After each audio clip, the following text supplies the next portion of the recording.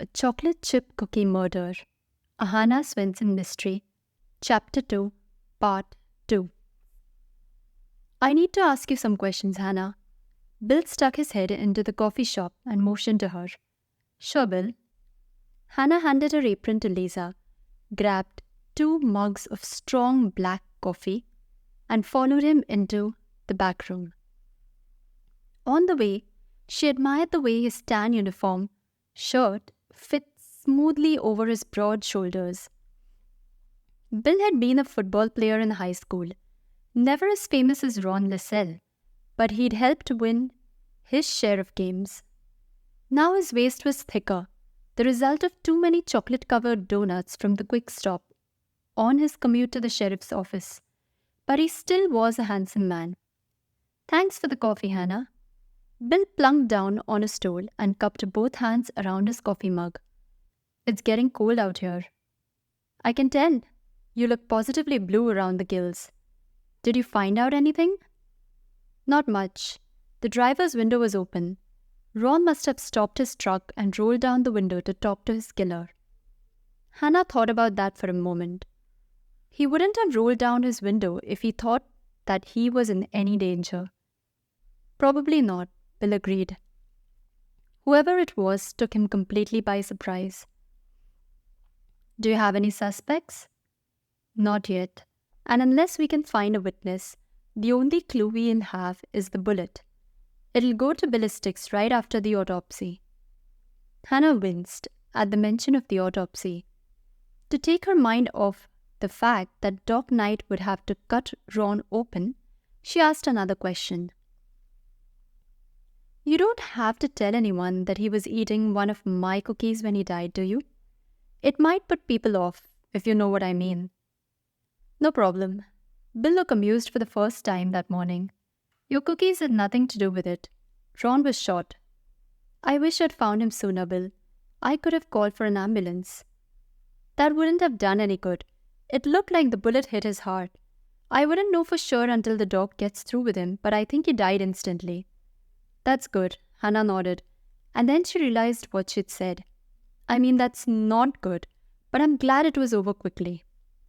Bill opened his notebook. I want you to tell me everything that happened this morning, Hannah, even if you don't think it's important. You got it. Hannah waited until Bill had picked up his pen, and then she told him everything. From the time she'd first seen Ron at the dairy to the moment she discovered his body, she gave Bill the exact time that she had gone out through the rear door of the bakery and the time that she had come back in to call the sheriff's office. You make a good witness, Bill complimented her. Is that all? I think Tracy may have been the last person to see Ron alive. She said she was waiting for Andrea to pick up some papers at the realty office when Ron drove by in his truck. She waved at him, he waved back, and then she watched him turn at my corner. That must have been close to 8, because Andrea and Tracy came into the coffee shop right after I opened. And Hannah stopped speaking and began to frown. What is it, Hannah? Bill picked up his pen again. You just thought of something, didn't you? Yes. If Tracy saw Ron at 8, he was already 25 minutes behind schedule. How do you know that? Ron was supposed to be here at 7:35. He delivers to the school and then he comes straight here. I've been on his route since I opened this place and he's never been more than a minute late. And that's the reason why you went out into the alley to look for his truck? Not exactly. We thought he'd broken down. Tracy said she heard his truck backfire right after he'd turned. Hannah stopped in mid-sentence, her eyes widening in shock. Tracy heard it, Bill. She thought it was a backfire, but she must have heard the shot that killed Ron. Bill's lips tightened, and Hannah knew what he was thinking. It was terrifying to think that Tracy had come so close to the scene of a murder. I'd better get out to the dairy and tell Max Turner what's happened, he said. Max isn't there. Ron told me that he was leaving for the Tri-State Buttermakers Convention this morning. It's in Wisconsin, and I think it lasts for a week. If I were you, I'd talk to Betty Jackson. She's Max's secretary, and she'll know how to reach him. Good idea. Bill drained his coffee mug and set it down. This case is really important to me, Hannah. I passed the detective's test last week and Sheriff Grant put me in charge. Then you've been promoted. Hannah started to smile. Not yet. Sheriff Grant has to sign off on it, but I'm pretty sure he will, if I do a good job. This promotion would be good for us. I'd be making more money, and Andrea wouldn't have to work. That's wonderful, Bill. Hannah was genuinely pleased for him. You don't think it's wrong to use Ron's murder as a springboard to my promotion? Absolutely not.